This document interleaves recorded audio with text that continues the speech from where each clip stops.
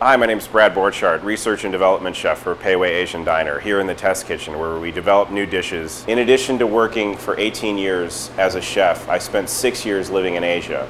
2 years in Japan where I worked at the Grand Hyatt Tokyo, 2 years in Beijing where I was the chef of the Park Hyatt Beijing. While living in Bangkok, Thailand, I developed a series of modern American seafood restaurants. And I took time to study in various culinary schools in Chiang Mai and in Bangkok and began to fall in love with curries.